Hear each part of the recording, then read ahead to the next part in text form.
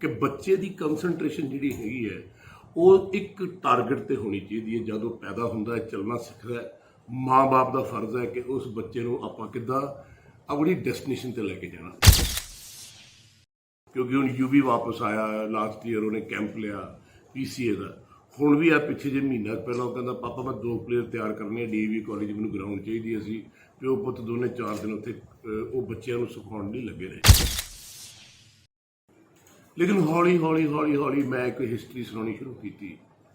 पंजाब दे विच अज तो 1500 साल पहला इदां हुंदा सी, इदां सी, अंग्रेज आए, फलाना आए और जवानी नूं झंझोड़िया कि थोड़े माँ प्यो दियां पग्गां, थोड़े बजुर्गों दियां पग्गां रुलियां पईयां थोड़े लोगों करके, क्योंकि तुसीं सुत्ते पे हो। कीती आईलैट चल बाहर, कीती आईलैट चल बाहर। और इनू प्रमोट कौन कर रहे? साडे पेरेंट्स।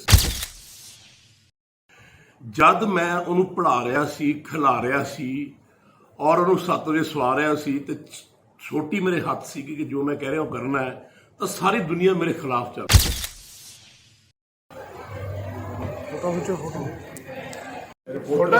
की सोचा इहदे बारे? की सोचा आईलैट करके बाहर भेजना है? नहीं नहीं, की कराना है? इत्थे पढ़ाना, इत्थे कढ़ाना, IAS PCS अफसर बनाना है और लीडर बनाना है। ये पंजाब नूं लीड करेगा। आ सोचो जी सारा मेरा मेन मकसद की है। स्टार्ट करिए। हाँ जी, हाँ जी सर। पहला तो थोड़ा प्रेस वालों का वेलकम और thank you very much. Cambridge school वाले ने, मैनू प्रिंसीपल सारे ने, मेरी एक ड्रीम रही सी हमेशा कि मैं जिंदगी कुछ अपने वतन वास्ते करा, अपने देश वास्ते करा, देशवासियों वास्ते करा, अपनी स्टेट वास्ते करा। मैं करता भी आया, तुसीं मेरी जिंदगी फॉलो की होगी। जिंदगी जिन्ना दूसरे वास्ते करना जरूरी है वो अपनों लैण वास्ते उन्ना जरूरी नहीं है। मैं DAV कॉलेज दे विच अज तो कोई 45 साल पहला तो लोकी नाथ जी मैनू एक बार कह लगे, क्योंकि छोटी जी गल्लां ने जिहड़ियां तुहानूं बहुत जरूरी ने तुहानूं दसना। वो मैनूं कह लगे 2 तरह के बंदे होंदे, एक पर्दे के पिछे होंदे ते पर्दे तो अगे होंदे। तो बेटा मैं चाहना कि DAV कॉलेज की जी क्रिकेट है वो तू हैंडल करे। उदों मैं इंडिया नहीं सी खेलिया, 1976 की गल। तो वो मैनूं कह लगे भी मैं तेनों सारी जी क्रिकेट है हैंड ओवर करनी, मैनूं दस तू पैसे किन्ने लेगा। मैं उन्होंने गल कही, मैं कहा जी नाले तुसीं मैनूं बेटा कहने, नाले पुत कहने, नाले एड्डी वड्डी जिम्मेवारी दिंदे हो, तो नाले पैसे की गल कर रहे हो। ये गल कोई मैनूं जची नहीं। खैर उत्थे मैं कोचिंग शुरू की थी और कोचिंग करते करते करते मैं देखा कि कल्ली क्रिकेट सिखाने का मकसद नहीं है, बच्चों को ग्रूम किवें करना बड़ा जरूरी है। क्योंकि मैं एक सेंट जॉन स्कूल पढ़िया सी, जिथे आयरिश ब्रदर्स के नंद सानूं पढ़ाउंदे सी। लेकिन एक चीज़ उन्होंने बड़ी इंपॉर्टेंट कर रखी सी, वो ये सी कि तुहानूं 1 घंटे की जी ब्रेक होगी स्कूल दे विच, तुहानूं खेडना जरूरी है। कोई गेम खेडो, फुटबॉल खेडो, क्रिकेट खेडो, हॉकी खेडो, भज्जो, जो मर्जी करो, लेकिन जरूरी सी। साडे उत्थे मिस्टर फिलिप्स होया करते सी ते उन्होंने सानूं, वो साडे PT टीचर कह लो, साडे स्पोर्ट्स टीचर कह लो, तो उन्होंने चीज़ां शुरू कीतियां ते हत्थ च रखते सी बैत। तो मैं कई बार बड़ा परेशान होता सी, मैं क्या भी ये गोरे सानूं पहले भी कुटते रहे, हुण भी कुटते, की गल है? उस तो प्रॉब्लम घरे भी हाल सीगा। तो मैं अपने फादर को पूछा, मैं कहा ये छत्तर बड़े पैदे ने स्कूल के गल की, अजकल तो ह्यूमन राइट्स की गल चलन लगी, इस करके सारा सिस्टम बिगड़ गया। वो कहते भी जिहड़ा इंसान का पुत्र है ना, ये अरबी घोड़े वर्गा है, इनू काठी पा के फड़ के चलाउणा बड़ा औखा है। कदे मूँह इधर मारदा, कदे इधर मारदा। उहदे लई माँ बाप का सहयोग बड़ा जरूरी है कि बच्चे की कंसनट्रेशन जी हैगी है वो एक टारगेट पर होनी चाहिए। जब पैदा होंदा है चलना सीखता है, माँ बाप का फर्ज है कि उस बच्चे को आप किद्दां अपनी डेस्टिनेशन पर लैके जाना। उहदे लई एक स्पोर्ट्स बहुत जरूरी है, जिवें पढ़ाई बहुत जरूरी है, तो उहदे लई डिसिपलिन च रहना बड़ा जरूरी है कि तुसीं टाइडीनेस, तुहाडे 9 कट्टे होने चाहिए, तुसीं 7 बजे सोना, तुसीं 5 बजे उठना है, तुसीं पाठ पूजा करनी है अपने अपने धर्म के हिसाब नाल, फिर तुसीं स्कूल जाना है, फिर तुसीं उत्थे पढ़ना है, फिर तुहाडी रिसैस होनी है। हुण 1:30-2 बजे तो बाद वो फिर सानूं 3-3:30 बजे बुला लैंदे सी स्कूल और खड़ाउंदे सी 6-7 बजे तक, ताकि 8 बजे आके बच्चा एक सौ जांदा सी। मैं रियलाइज़ किया पंजाब दे विच, क्योंकि हुण यूवी वापस आया, लास्ट ईयर उन्हें कैंप लिया PCA का, ਹੁਣ ਵੀ ਆ ਪਿੱਛੇ ਜੇ ਮਹੀਨਾ ਪਹਿਲਾਂ ਉਹ ਕਹਿੰਦਾ ਪਾਪਾ ਮੈਂ 2 ਪਲੇਅਰ ਤਿਆਰ ਕਰਨੇ ਆ ਡੀਏਵੀ ਕਾਲਜ, ਮੈਨੂੰ ਗਰਾਊਂਡ ਚਾਹੀਦੀ। ਅਸੀਂ ਪਿਓ ਪੁੱਤ ਦੋਨੇ 4 ਦਿਨ ਉੱਥੇ ਉਹ ਬੱਚਿਆਂ ਨੂੰ ਸਿਖਾਉਣ ਲਈ ਲੱਗੇ ਰਹੇ। ਇਹ ਗੱਲ ਮੈਂ ਉਹਨੇ ਵੀ ਡਿਸਕਸ ਕੀਤੀ ਔਰ ਉਹਨੇ ਵੀ 7 ਤਰੀਕ ਤੋਂ ਆਪਣੀ ਅਕੈਡਮੀਆਂ ਦੇ ਕੈਂਪ ਲਾਉਣੇ ਸ਼ੁਰੂ ਕੀਤੇ ਕਰਨੇ ਆ ਹੁਣ ਸਤੰਬਰ ਦੇ ਵਿੱਚ। ਪੰਜਾਬ ਦੇ ਵਿੱਚ ਲੱਕੀਲੀ ਕਿਸਾਨ ਅੰਦੋਲਨ ਆਇਆ, ਕਿਸਾਨ ਅੰਦੋਲਨ ਦੇ ਨਾਲ ਮੈਂ ਬਹੁਤ ਰਿਹਾ, ਲੇਕਿਨ ਜਦ ਮੈਂ ਪਹਿਲੀ ਰੈਲੀ ਕੀਤੀ ਮੋਗੇ, ਕਿਉਂਕਿ ਸਾਰਾ ਵਰਣਨ ਮੈਂ ਤਾਂ ਦੇ ਰਿਹਾ ਤਾਂ ਕਿ ਤੁਹਾਨੂੰ ਸਾਰਾ ਸੈਨੇਰੀਓ ਸਮਝ ਆ ਜਾਏ। ਉੱਥੇ ਲੰਬੀ ਦਾੜ੍ਹੀ ਵਾਲੇ ਬਜ਼ੁਰਗ, ਸਾਡੀਆਂ ਬੀਬੀਆਂ ਬਜ਼ੁਰਗਣੀਆਂ, ਲੇਕਿਨ ਜਵਾਨੀ ਕੋਈ ਮੁੰਡਾ ਨਹੀਂ। 4-5 ਮੁੰਡੇ ਆਏ ਮੋਬਾਈਲ ਕੰਨ ਨੂੰ ਲਾਏ ਹੋਏ, ਪਟੇ ਜੇ ਕਰਾਏ ਹੋਏ ਹੋਰ ਤਰੀਕੇ ਦੇ। ਉਹਨੂੰ ਸੋਚ ਵੀ ਬਜ਼ੁਰਗ ਕੀ ਕਹੀ ਜਾਂਦਾ। ਮੈਂ ਬੜਾ ਪਰੇਸ਼ਾਨ ਸੀ ਇਹ ਦੇਖ ਕੇ, ਕਿਉਂਕਿ ਮੈਂ ਪੰਜਾਬ ਦੇ ਵਿੱਚ ਆਪਣੀ ਸਾਰੀ ਜਵਾਨੀ ਕੱਟੀ। ਮੈਂ ਪੰਜਾਬ ਦੇ ਵਿੱਚ ਹਰ ਪਿੰਡ ਦੇ ਵਿੱਚ ਰਿਹਾ, ਸ਼ੂਟਿੰਗਾਂ ਕਰਦੇ ਸੀ ਉਦੋਂ, ਤੇ ਹਰ ਪਿੰਡ ਦੀ ਉਹ ਇੱਕ ਪਿਆਰ ਮੁਹੱਬਤ ਤੇ ਸਤਿਕਾਰ ਮੈਂ ਜ਼ਿੰਦਗੀ 'ਚ ਦੇਖਿਆ। ਲੇਕਿਨ ਅੱਜ ਮੈਨੂੰ ਇਹ ਲੱਗਿਆ ਜਿਵੇਂ ਪੰਜਾਬ ਦੇ ਵਿੱਚ ਜਵਾਨੀ ਖਤਮ ਹੋ ਗਈ। ਲੇਕਿਨ ਹੌਲੀ ਮੈਂ ਇੱਕ ਹਿਸਟਰੀ ਸੁਣਾਉਣੀ ਸ਼ੁਰੂ ਕੀਤੀ। ਪੰਜਾਬ ਦੇ ਵਿੱਚ ਅੱਜ ਤੋਂ 1500 ਸਾਲ ਪਹਿਲਾਂ ਇੱਦਾਂ ਹੁੰਦਾ ਸੀ, ਇੱਦਾਂ ਸੀ, ਅੰਗਰੇਜ਼ ਆਏ, ਫਲਾਨਾ ਆਏ, ਔਰ ਜਵਾਨੀ ਨੂੰ ਝੰਜੋੜਿਆ ਕਿ ਤੁਹਾਡੇ ਮਾਂ ਪਿਓ ਦੀਆਂ ਪੱਗਾਂ, ਤੁਹਾਡੇ ਬਜ਼ੁਰਗਾਂ ਦੀਆਂ ਪੱਗਾਂ ਰੁਲੀਆਂ ਪਈਆਂ ਤੁਹਾਡੇ ਲੋਕਾਂ ਕਰਕੇ, ਕਿਉਂਕਿ ਤੁਸੀਂ ਸੁੱਤੇ ਪਏ ਹੋ। ਕੀਤੀ ਆਈਲੈਟ ਚੱਲ ਬਾਹਰ। ਔਰ ਇਹਨੂੰ ਪ੍ਰਮੋਟ ਕੌਣ ਕਰ ਰਿਹਾ? ਸਾਡੇ ਪੇਰੈਂਟਸ, ਸਾਡੇ ਮਾਂ ਪਿਓ, ਕਿਉਂਕਿ ਇੱਥੇ ਤਾਂ ਕੋਈ ਫਿਊਚਰ ਹੈ ਨਹੀਂ, ਇੱਥੇ ਕਰਨ ਕੁਛ ਨਹੀਂ। ਇਹ ਚੀਜ਼ਾਂ ਸੁਣਦੇ ਮੈਨੂੰ 14 ਮਹੀਨੇ, 15 ਮਹੀਨੇ, 16 ਮਹੀਨੇ ਹੋ ਗਏ। ਲੇਕਿਨ ਮੈਂ ਇਹ ਪਿੱਛਾ ਨਹੀਂ ਛੱਡਿਆ ਵੀ ਪੰਜਾਬੀ ਦੀ ਜਵਾਨੀ ਜਗਾ ਕੇ ਛੱਡੀ।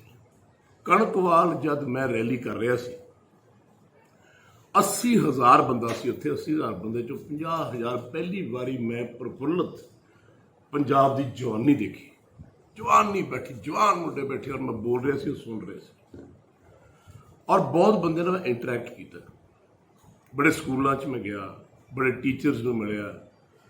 ਲੇਕਿਨ ਇੱਕ ਚੀਜ਼ ਮੈਂ ਨੋਟ ਕੀਤੀ ਜਿਹੜੀ ਮੈਨੂੰ ਬਹੁਤ ਪਰੇਸ਼ਾਨ ਕਰਦੀ ਸੀ, ਕਿ ਜਿਹੜੇ ਪਿੰਡਾਂ ਦੇ ਬੱਚੇ ਹੈ, ਸਕੂਲਸ ਨੇ, ਗਰਾਊਂਡਾਂ ਪਈਆਂ ਨੇ, ਬੇਆਬਾਦ ਗਰਾਊਂਡਾਂ ਪਈਆਂ। ਸਾਰੇ ਪੰਜਾਬ ਜਾ ਕੇ ਦੇਖੋ ਤੁਸੀਂ, ਮੈਂ ਕੱਲ੍ਹ ਵੀ ਲੁਧਿਆਣੇ ਹੋਇਆ, ਉਹ ਗਰਾਊਂਡਾਂ ਨੂੰ ਕੋਈ ਯੂਜ਼ ਨਹੀਂ ਕਰ ਰਿਹਾ। ਹੁਣ ਪ੍ਰੋਬਲਮ ਕੀ ਹੈ ਕਿ ਬੱਚਾ ਇੱਥੋਂ ਪੜ੍ਹਦਾ ਹੈ, ਆਈਲੈਟ ਕਰਦਾ, ਬਾਹਰ ਚਲੇ ਜਾਂਦਾ ਹੈ। ਇਸੇ ਕਰਕੇ ਪੰਜਾਬ ਦੀ ਧਰਤੀ ਦਾ ਜੇ ਹਾਲ ਹੋ ਗਿਆ ਕਿ ਸਾਰੀ ਦੀ ਸਾਰੀ ਜਵਾਨੀ ਕੈਨੇਡਾ, ਅਮਰੀਕਾ, ਆਸਟ੍ਰੇਲੀਆ ਵਗੈਰਾ ਬੈਠੀ ਹੈ। ਜ਼ਿੰਦਗੀ ਉੱਥੇ ਵੀ ਬੜੀ ਬੱਤਰ ਹੈ। ਜਿਹੜੇ ਕੰਮ ਉੱਥੇ ਜਾ ਕੇ ਕਰਦੇ ਨੇ ਨਾ, ਤੇ ਫੋਟੋਆਂ ਭੇਜਦੇ ਨੇ, ਤੁਸੀਂ ਜਾ ਕੇ ਉੱਥੇ ਦੇਖੋ ਉਹਨਾਂ ਦਾ ਕੀ ਹਾਲ ਹੈ। ਮੈਂ ਉੱਥੇ ਜਾ ਕੇ ਦੇਖਿਆ।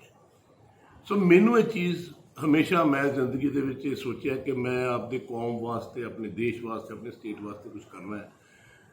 ਤੇ ਫਿਰ ਕੁਦਰਤੀ ਮੇਰੀ ਵਾਈਫ ਨੀਨਾ ਜੀ, ਅਮਿਤੋਜ ਗਰਗ ਜੀ, ਇਹਨਾਂ ਨੇ ਕੰਪਨੀ ਖੋਲੀ ਕੁਐਸਟ ਟੈਂਪਲੇ ਫਿਲਮਸ। ਤਾਂ ਅਸੀਂ ਇਹ ਡਿਸਕਸ਼ਨ ਕੋਈ 2 ਮਹੀਨੇ ਪਹਿਲਾਂ ਗੁਰਮੀਤ ਜੀ ਸਾਡੇ ਨਾਲ ਜੁੜੇ। ਮੈਂ ਕਿਹਾ ਵੀ ਆਪਾਂ ਸਕੂਲਾਂ 'ਚ ਜਾ ਕੇ ਕਿਉਂ ਨਾ ਗੱਲ ਕਰੀਏ। ਕੋਸ਼ਿਸ਼ ਕਰਦੇ ਹਾਂ, ਨਹੀਂ ਕਰਨਗੇ ਨਾ ਸੀ।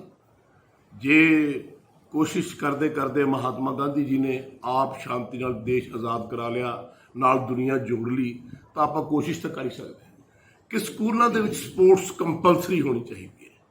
ਜੇ ਪੜ੍ਹਾਈ ਜ਼ਰੂਰੀ ਹੈ ਤਾਂ ਫਿਰ ਖੇਡਣਾ ਵੀ ਜ਼ਰੂਰੀ ਹੈ। ਉਹ ਇਸ ਕਰਕੇ ਕਿ ਜਿਹੜਾ ਬੱਚਾ ਸਕੂਲੋਂ ਚਲੇ ਜਾਂਦਾ ਹੈ ਔਰ ਫਿਰ ਉਹ ਜਿਹੜਾ ਉਸ ਤੋਂ ਬਾਅਦ ਉਹਨੂੰ ਕਰਨ ਨੂੰ ਕੁਛ ਨਹੀਂ, ਉਹ ਵਿਹਲਾ। ਆ ਜਿਹੜੇ ਡੱਬੇ ਜੇ ਆਪਾਂ ਫੜ ਰੱਖੇ ਆ ਨਾ, ਜਿਹਨੂੰ ਆਪਾਂ ਮੋਬਾਈਲਸ ਕਹਿੰਦੇ ਆ, ਇਹਨਾਂ ਨੇ ਆਪਣੀ ਜ਼ਿੰਦਗੀ ਅੱਧੀ ਖਰਾਬ ਕਰ ਰੱਖੀ ਹੈ। ਤੁਹਾਨੂੰ ਪਤਾ ਹੈ ਬਿਲ ਗੇਟਸ ਜਿਹਨੇ ਬਣਾਇਆ ਹੈ, ਉਹ ਆਪਣੇ ਬੱਚਿਆਂ ਨੂੰ ਅੱਜ ਤੱਕ ਉਹਨੇ ਮੋਬਾਈਲਸ ਲੈ ਕੇ ਨਹੀਂ ਦਿੱਤੇ। ਉਹ ਕਹਿੰਦਾ 20-25 ਸਾਲ ਤੋਂ ਬਾਅਦ ਜਦ ਨੌਕਰੀ ਕਰਨ ਲੱਗਣਗੇ, ਉਦੋਂ ਅਸੀਂ ਇਹਨਾਂ ਨੂੰ ਮੋਬਾਈਲਸ ਲੈ ਕੇ ਦੇਵਾਂਗੇ। ਦੂਜਾ ਟੈਲੀਵਿਜ਼ਨ ਹੈ। ਪਿੰਡਾਂ 'ਚ ਮਾਂ ਪਿਓ ਨੇ ਨਿਆਣੇ ਜੰਮ ਲਏ। ਮੈਂ ਇੱਕ ਗੱਲ ਬੜੇ ਸਪਸ਼ਟ ਤਰੀਕੇ ਨਾਲ ਮਾਂ ਪਿਓ ਨੂੰ ਕਹਿਣਾ ਚਾਹੁੰਦਾ ਕਿ ਵਿਆਹ ਹੋ ਗਿਆ, ਬੱਚਾ ਜੰਮ ਲਿਆ, ਦੈਟਸ ਇਟ। ਲੇਕਿਨ ਬੱਚਾ ਜੰਮ ਕੇ ਬੱਚਾ ਪਾਲਣਾ ਕਿਵੇਂ, ਇਹ ਡਿਊਟੀ ਮਾਂ ਦੀ, ਪਿਓ ਦੀ ਤੇ ਸਕੂਲ ਵਾਲਿਆਂ ਦੀ ਹੈ। ਕਿਉਂਕਿ ਮੈਂ ਐਕਸਪੈਰੀਮੈਂਟ ਆਪਣੇ ਘਰ 'ਚ ਕੀਤਾ ਯੁਵਰਾਜ ਸਿੰਘ ਉੱਤੇ। ਜਦ ਮੈਂ ਉਹਨੂੰ ਪੜ੍ਹਾ ਰਿਹਾ ਸੀ, ਖਿਲਾ ਰਿਹਾ ਸੀ ਔਰ ਉਹਨੂੰ 7 ਵਜੇ ਸਵਾ ਰਿਹਾ ਸੀ, ਤੇ ਛੋਟੀ ਮੇਰੇ ਹੱਥ ਸੀ ਕਿ ਜੋ ਮੈਂ ਕਹਿ ਰਿਹਾ ਉਹ ਕਰਨਾ ਹੈ, ਤਾਂ ਸਾਰੀ ਦੁਨੀਆ ਮੇਰੇ ਖਿਲਾਫ ਚੱਲ ਰਹੀ ਸੀ ਕਿ ਜੀ ਇਹ ਤਾਂ ਦਿਮਾਗ ਖਰਾਬ ਹੋ ਗਿਆ ਜੀ, ਇਹ ਤਾਂ ਕਿਹੋ ਜਿਹਾ ਪਿਓ ਹੈ ਜੀ। ਮੇਰੇ ਘਰ ਦੇ ਵੀ ਮੈਨੂੰ ਕਹਿੰਦੇ ਸੀਗੇ, ਕਿ ਮੇਰੀ ਮਾਂ ਵੀ ਕਹਿੰਦੀ ਸੀ, ਮੇਰੀ ਜਨਾਨੀ ਵੀ ਮੈਨੂੰ ਕਹਿੰਦੀ ਸੀ, ਸਾਰੀ ਸੁਸਾਇਟੀ, ਸਾਰਾ ਦੇਸ਼, ਸਾਰੇ ਲੋਕੀ ਮੇਰੇ ਖਿਲਾਫ ਸੀ। ਲੇਕਿਨ ਮੈਂ ਇੱਕ ਚੀਜ਼ ਪ੍ਰੂਵ ਕਰਕੇ ਦੱਸੀ ਤੁਹਾਡੇ ਸਾਹਮਣੇ ਹੈ ਕਿ ਉਹ ਬੱਚਾ, ਉਹ ਆਦਮੀ ਆਪਣੀ ਜਾਨ ਦੀ ਨਾ ਪ੍ਰਵਾਹ ਕਰਦੇ ਹੋਏ ਆਪਣੇ ਦੇਸ਼ ਵਾਸਤੇ ਮਰਨ ਨੂੰ ਤਿਆਰ ਹੋ ਗਿਆ। ਇਹ ਟ੍ਰੇਨਿੰਗ ਹੈ ਇੱਕ ਬਾਪ ਦੀ, ਇਹ ਟ੍ਰੇਨਿੰਗ ਹੈ ਇੱਕ ਸਕੂਲ ਵਾਲਿਆਂ ਦੀ, ਕਿਉਂਕਿ ਮੈਂ ਸਕੂਲ 'ਚ ਹਦਾਇਤ ਸੀ ਕਿ ਜੇ ਪੜ੍ਹਾਉਣਾ ਹੈ ਤਾਂ ਮੈਨੂੰ 2 ਵਜੇ ਦੀ ਛੁੱਟੀ ਕਰਕੇ ਮੈਂ ਇਹਨੂੰ 1 ਘੰਟਾ ਸਵਾ ਕੇ ਵਾਪਸ ਲਿਆਉਣਾ। ਸੋ ਅਸੀਂ ਕੋਸ਼ਿਸ਼ ਕਰ ਰਹੇ ਹਾਂ। Yograj Singh Premier League Cricket ਨੇ ਮੈਨੂੰ ਬਹੁਤ ਕੁਝ ਦਿੱਤਾ, ਸਪੋਰਟਸ ਨੇ ਮੈਨੂੰ ਬਹੁਤ ਕੁਝ ਦਿੱਤਾ। ਯੁਵਰਾਜ ਸਿੰਘ ਵਰਗਾ ਸਪੁੱਤਰ ਦਿੱਤਾ, ਮੈਨੂੰ ਨਾਮ ਦਿੱਤਾ। ਪਿਛਲੇ 40-42 ਸਾਲਾਂ 'ਚ ਮੈਂ 15-20 ਹਜ਼ਾਰ ਬੱਚੇ ਤਿਆਰ ਕੀਤੇ, 15-20 ਹਜ਼ਾਰ ਬੱਚੇ ਜਿਹੜੇ IAS ਅਫਸਰਸ ਨੇ, PCS ਅਫਸਰਸ ਨੇ, ਜਿਹੜੇ ਕਹਿੰਦੇ ਕਹੁੰਦੇ ਬਿਜ਼ਨਸਮੈਨ ਨੇ, ਸਪੋਰਟਸਮੈਨ ਨੇ, ਜੱਜਸ ਨੇ। ਕਾਰਗਿਲ 'ਚ ਮੇਰੇ ਮੁੰਡੇ ਸ਼ਹੀਦ ਹੋਏ, ਮੈਨੂੰ ਬੜਾ ਮਾਣ ਉਹਨਾਂ ਦਾ। ਮੇਰੇ ਕੋਲ ਕੋਚਿੰਗ ਲੈਂਦੇ ਹੁੰਦੇ ਸੀ।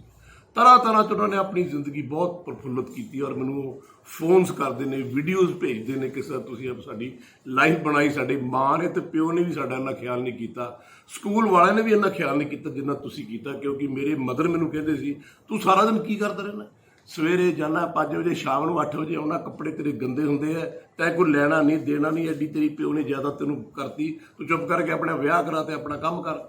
ਮੈਂ ਕਿਹਾ ਮਾਂ ਮੇਰੀ ਮੈਂ ਖੁਦਾ ਦਾ ਕੰਮ ਕਰ ਰਿਹਾ, ਰੱਬ ਦਾ ਕੰਮ ਕਰ ਰਿਹਾ। ਆ ਜਿਹੜੇ ਬੱਚੇ ਨੇ ਨਾ, ਇਹ ਜਿਹੜੀ ਫੁਲਵਾੜੀ ਲਾਈ ਹੈ ਨਾ ਰੱਬ ਨੇ, ਇਹ ਉਹਨੇ ਮੈਨੂੰ ਦਿੱਤੀ ਹੈ ਔਰ ਇਹ ਕਿਹਾ ਹੈ ਕਿ ਜਾ ਮੇਰੇ ਬੱਚਿਆਂ ਦਾ ਕੁਛ ਕਰ।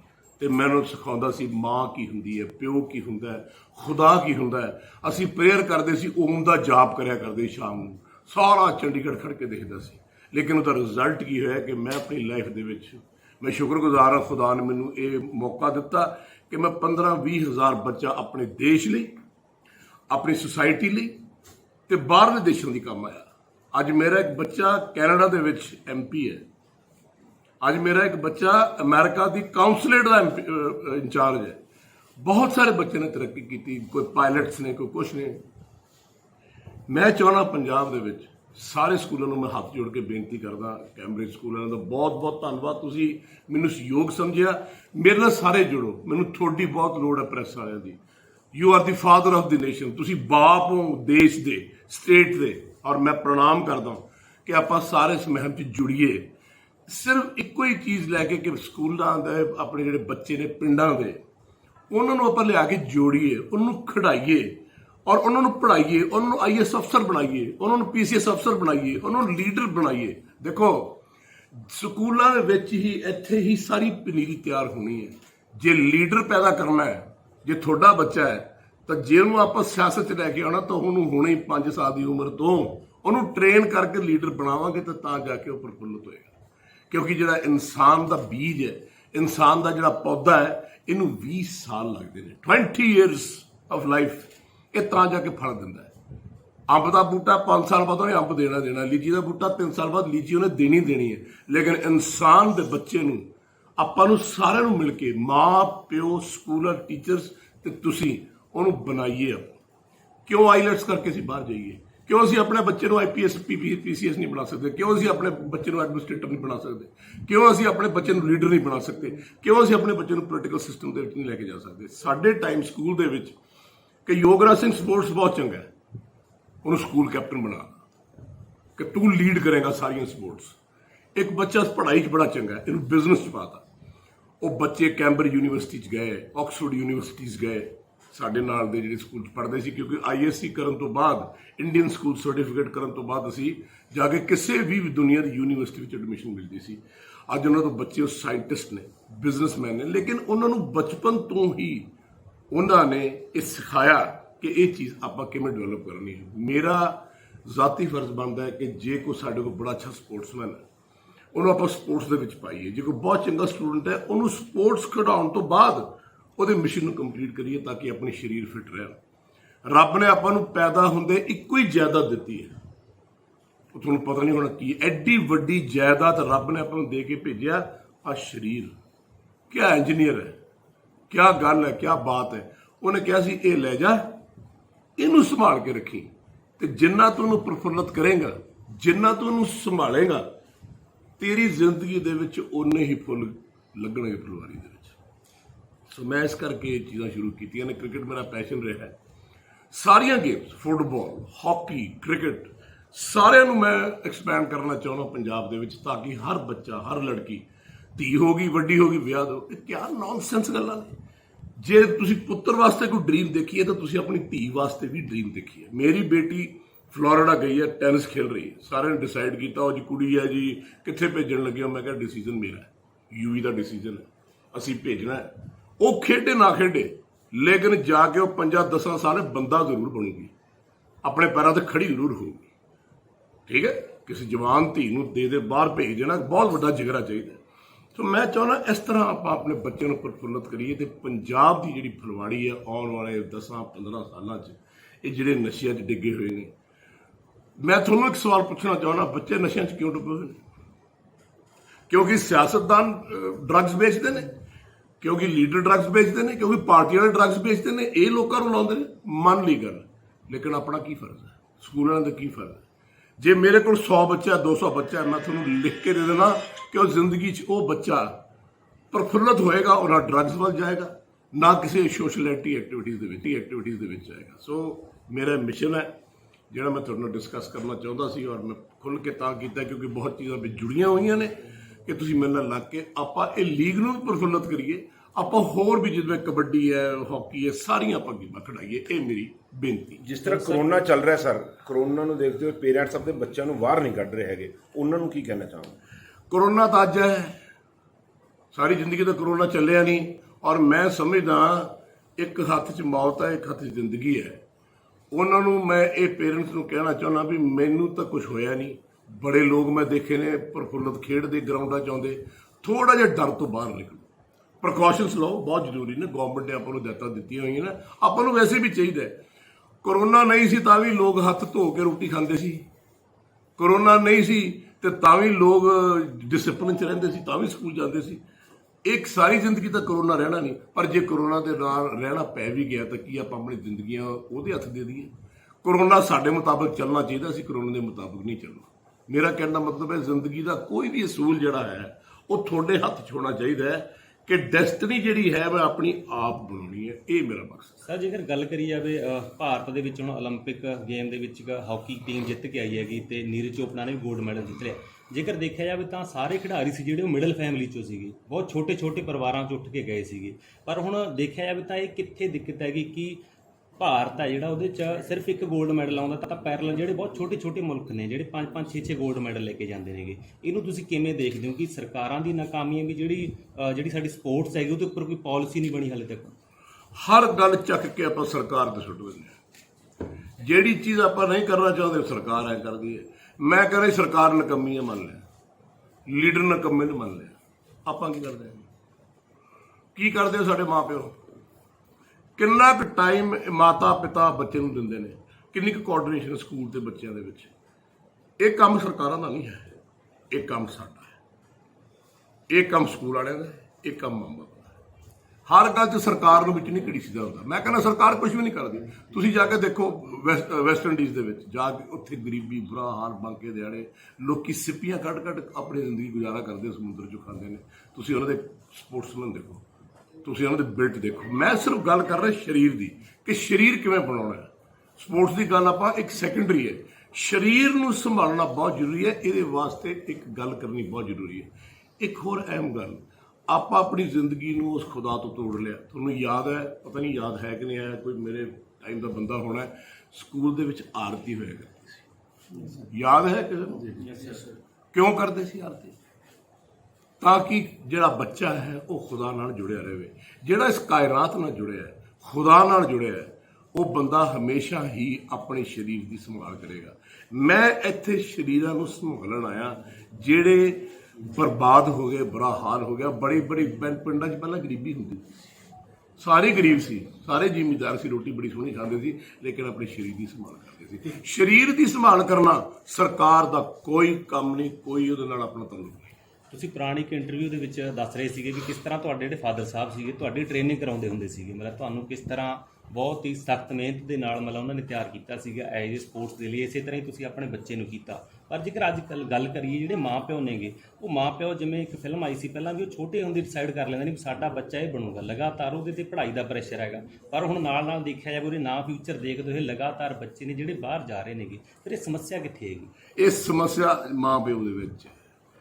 ਛੇਤੀ ਕਰ ਲਾ, ਮੁੰਡਾ ਪੜਾ ਲਾ, ਆਈਲੈਟ ਕਰ ਲੈ, ਚੱਲ ਬਾਹਰ। ਬਾਹਰ ਧੱਕੇ ਜਿਹੜੇ ਖਾ ਰਹੇ ਨੇ ਬੱਚੇ, ਤੁਸੀਂ ਹਾਲ ਦੇਖੇ ਜਿਹੜੇ ਬਾਹਰ ਗਏ, ਕਦੇ ਇੰਟਰਵਿਊ ਕੀਤੀ ਉਹਨਾਂ ਦਾ ਕੀ ਹਾਲ ਹੈ। ਆਪਾਂ ਰੁਲ ਗਏ ਸਾਰਾ ਕੁਝ।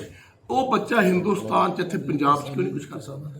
ਤੁਹਾਡਾ ਬੱਚਾ ਹੈ, ਤੁਸੀਂ ਆਪਣੇ ਬੱਚੇ ਵਾਸਤੇ ਕੀ ਫਿਊਚਰ ਸੋਚੇ ਕਿ ਆਈਲੈਟ ਕਰਕੇ ਬਾਹਰ ਜਾਵੇ, ਡਾਲਰ ਕਮਾਵੇ, ਮੈਨੂੰ ਭੇਜੇ, ਮੈਂ ਇੱਥੇ ਸੋਹਣੀ ਕੋਠੀ ਪਾਣਾ, ਮੇਰੇ ਕੋਲ ਮਰਸਡੀ ਕਾਰ ਹੋਵੇ, ਮੈਂ ਜਾਵਾਂ ਫੋਟੋ ਖਿਚਾ ਕੇ, ਕਿਆ ਬਾਤ ਹੈ ਭਾਈ, ਮੇਰਾ ਮੁੰਡਾ ਕਮਾਊ ਹੋ ਗਿਆ। ਤੇ ਉਸ ਮੁੰਡੇ ਦਾ ਫਿਊਚਰ ਕੀ ਉੱਥੇ ਲੀਬਰ ਕਰ ਰਿਹਾ ਹੈ। ਮੈਂ ਚਾਹੁੰਦਾ ਸਾਡੇ ਬੱਚੇ ਪਿੰਡਾਂ ਦੇ, ਸਾਡੇ ਲੋਕ ਜਿਹੜੇ ਗੁਰਬਤ ਦੀ ਤੁਸੀਂ ਗੱਲ ਕਰਦੇ, ਗਰੀਬ ਸਾਰੇ ਨੇ। ਪਰ ਇੱਕ ਮਿੰਟ ਜਵਾਬ ਪੂਰਾ ਕਰ ਲੈਣ। ਸਾਡਾ ਫਰਜ਼ ਬਣਦਾ ਹੈ, ਸਾਡੀ ਡਿਊਟੀ ਬਣਦੀ ਹੈ ਕਿ ਅਸੀਂ ਆਪਣੇ ਬੱਚਿਆਂ ਨੂੰ ਕੀ ਬਣਾਉਣਾ। ਤੁਸੀਂ ਪਹਿਲਾਂ ਡਿਸਾਈਡ ਕਰੋ ਕਿ ਤੁਸੀਂ ਆਪਣੇ ਬੱਚਿਆਂ ਤੋਂ ਚਾਹੁੰਦੇ। ਔਰ ਇੱਕ ਗੱਲ ਹੋਰ ਦੱਸ ਦਿਓ, ਤੁਹਾਨੂੰ ਕਿਹਨੇ ਗੱਲ ਗਲਤਫਹਿਮੀ ਪਾਈ ਹੈ ਕਿ ਬੱਚੇ ਤੁਹਾਡੇ? ਕਿਹਨੇ ਕਿਹਾ? ਕਿਹੜੀ ਰਜਿਸਟਰੀ ਕਰਾ ਰੱਖੀ ਹੈ ਤੁਸੀਂ ਕਿ ਤੁਸੀਂ ਸ਼ਾਦੀ ਕਰਾਈ, ਮੀਆਂ ਬੀਬੀ ਤੁਸੀਂ ਇਕੱਠੇ ਹੋਏ ਤੇ ਬੱਚਾ ਪੈਦਾ ਹੋ ਗਿਆ? ਇਹ ਜਾਇਦਾਦ ਤੇ ਪ੍ਰਾਪਰਟੀ ਜਿਹੜੇ ਬੱਚੇ ਖੁਦਾ ਦੀ ਹੈ, ਉਹਨੇ ਦਿੱਤੇ। ਤੁਹਾਨੂੰ ਪਤਾ ਹੈ ਢਿੱਡ 'ਚ ਬੱਚਾ ਪਲ ਰਿਹਾ ਕੌਣ ਹੈ, ਕਿੱਥੋਂ ਆਇਆ, ਕਿਹਨੇ ਦਿੱਤਾ ਹੈ, ਕੌਣ ਰੋਟੀ ਅੰਦਰ ਦੇ ਰਿਹਾ, ਕਿਹੜੀ ਰੂਹ ਹੈ, ਪਤਾ ਨਹੀਂ। ਜਦ ਪੈਦਾ ਹੋ ਗਿਆ, ਹਾਏ ਮੇਰਾ ਮੁੰਡਾ, ਮੇਰਾ ਬੱਚਾ, ਮਾਂ ਵੀ ਕਹਿੰਦੀ ਹਾਏ ਦੇਖੀ ਕਿਤੇ ਇਹਨੂੰ ਧੁੱਪ ਨਾ ਲੱਗ ਜੇ, ਦੇਖੀ ਕਿਤੇ ਇਹਨੂੰ ਕੁਝ ਕੁੱਕ ਨਾ ਜਾਵੇ। ਆਪਣੇ ਬੱਚਿਆਂ ਨੂੰ ਪਾਲ ਕੇ ਰੱਬ ਦੀ ਜਾਇਦਾਦ ਸਮਝ ਕੇ ਉਹਨਾਂ ਨੂੰ ਅੱਗ ਦੇ ਦਰਿਆ 'ਚੋਂ ਕੱਢੋ, ਔਰ ਹਰ ਬੱਚਾ ਫੌਲਾਦ ਬਣੂਗਾ, ਹਰ ਔਰਤ, ਹਰ ਕੁੜੀ ਉਦਾਂ ਦੀ ਬਣੂਗੀ। ਤੁਹਾਡੀ ਆਪੇ ਸੁਸਾਇਟੀ, ਆਪੇ ਦੇਸ਼ ਬਦਲ ਜੂ। ਕਿਸਾਨ ਸੰਘਰਸ਼ ਨੂੰ ਕਿਵੇਂ ਦੇਖਦੇ ਹੋ? ਕਿਸਾਨ ਲੰਮੇ ਸਮੇਂ ਆਪਾਂ ਕਿਸਾਨ ਵਾਲੀ ਕੋਈ ਗੱਲ ਨਹੀਂ ਕਰਨੀ, ਆਪਾਂ ਸਪੋਰਟਸ ਦੀ ਗੱਲ ਕਰਨ ਆਏ ਆ। ਕਿਸਾਨਾਂ ਦਾ ਕਿੱਸਾ ਬਹੁਤ ਲੰਬਾ ਹੈ, ਹੋਰ ਗੱਲ ਹੈ। ਸਿਰਫ ਉਹ ਗੱਲ ਕਰੀਏ ਜਿਸ ਗੱਲ ਕਰਕੇ ਆਪਾਂ ਸਾਰੇ ਭਰਾ ਬੈਠੇ। ਠੀਕ ਹੈ। Thank you so much.